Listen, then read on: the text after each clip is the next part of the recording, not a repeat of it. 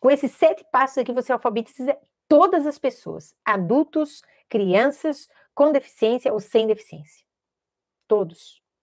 O primeiro passo é você aprender a mediar o processo cognitivo da alfabetização, certo? Esse processo inclui você saber as operações mentais que são ligadas à alfabetização. Nós temos várias operações mentais, mas tem aquelas que são específicas da alfabetização. Então, eu tenho que separar atividades que vão trabalhar essas operações mentais. Outra coisa, eu tenho que identificar quais são as funções cognitivas responsáveis pela alfabetização. Uma delas é a percepção clara e precisa. Se a criança não tem uma percepção clara e precisa dos sons das letras, e que é com esses sons que eu escrevo, leio e falo, então eu não vou conseguir ir para frente. Se logo na entrada da informação já estou com problema, né? E, além disso, os critérios de mediação que são universais. A intencionalidade, o significado e a transcendência. Junto com esses critérios, eu tenho o critério de competência, porque ninguém aprende a ler e escrever se não se sentir competente para isso. Então, o primeiro passo é esse, você aprender a mediar o processo cognitivo, levando em consideração as operações mentais, funções cognitivas e os critérios de mediação universais e o de competência. Aí você já começa a acelerar a aprendizagem das crianças com deficiência intelectual ou com dificuldades na aprendizagem. O segundo passo é você mediar os sons das letras. E aí, o nosso foco nesse passo principal é trabalhar com o critério de mediação de transcendência. A criança tem que relacionar, sabe? Ela tem que relacionar aquele som com alguma coisa que ela conhece, com alguma coisa que ela consegue falar, que ela consegue gesticular. Então, ela tem que fazer transcendências. O terceiro passo, esse é simples,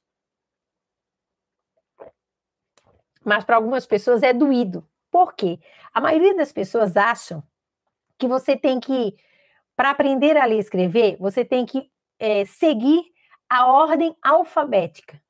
A ordem alfabética só serve para colocar as coisas em ordem alfabética.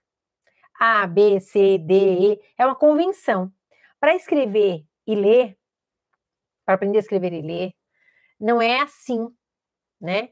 Então, o terceiro passo é você usar a ordem correta das letras e não a ordem alfabética.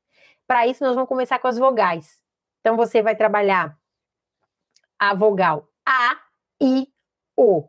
Olha a articulação, bem diferente uma da outra. A, I, O. Bem diferente.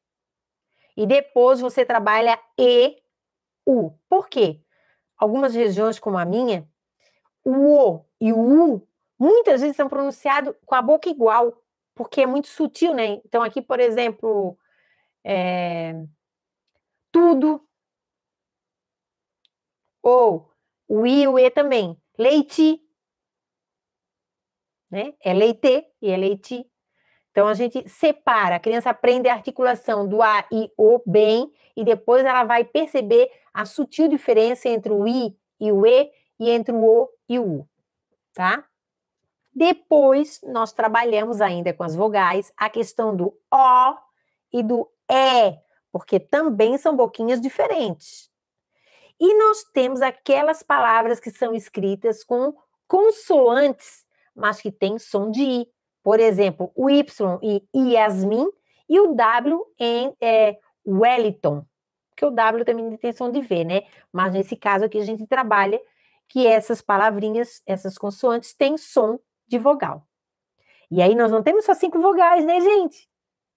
Nós temos muito mais, ó. Tem mais 5, temos o O e o E, e temos mais essas duas, então já temos 9. Temos 9 vogais. Sonoricamente, nós temos 9 vogais. Aí a gente passa para aquelas consoantes que são mais simples de serem pronunciadas, certo? Que aí nós temos aí, são 6 vogais.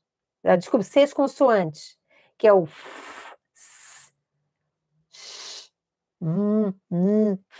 Então é o F, o J, o M, o N, o V e o Z. e depois aquelas que têm uma articulação um pouquinho diferente, né? Por exemplo, o L, S, que também elas têm uma pequena variação, certo? Porque em algumas palavras, por exemplo, o L tem som de U, né? Chapéu, não, chapéu tem U, mas é pastel, aí a maioria das pessoas fala pastel, né? Então a gente... E muda um pouquinho quando essas letras estão juntas com outras letras, dois S, dois R's, LH, e o X, né? A variação do X também. Aí depois disso é que a gente entra nas letras do B, C, P, D, T, Q, G. É tudo a mesma coisa, né? Ó, B, Q, P, D, T, G, Q. Tudo muito parecido. E depois a gente faz o K, o W, o Y novamente, o H, e aí a gente passa para os dígrafos. Então, esse é o passo. Você tem que alfabetizar a criança usando esse passo que eu acabei de dizer para vocês, tá? Né, que é o terceiro passo, a ordem correta das letras e não a ordem alfabética. O quarto passo é você mediar os encontros vocálicos, usando as pistas fonoarticulatórias e gestuais. Oi, eu, ia, ou. O quinto passo é você mediar as sílabas simples e as complexas juntas. Como assim? Como assim? Ó, eu vou trabalhar, por exemplo, a letra F, né? Então, eu vou mostrar para a criança a parte mais silábica, quando eu junto dois sons, Fá, Fê, Fi. E eu posso botar dentro dessa sílaba uma outra letra. Por exemplo, Flá, Flá ou Frá.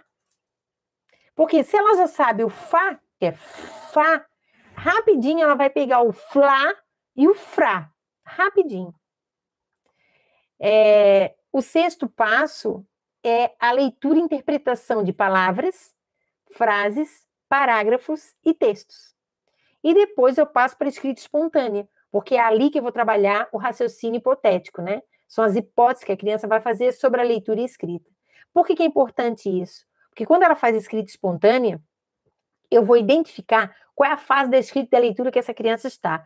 Esse é o caminho para você acelerar a aprendizagem das crianças com deficiência intelectual. Para você alfabetizar essas crianças, você tem que seguir esses 7 passos.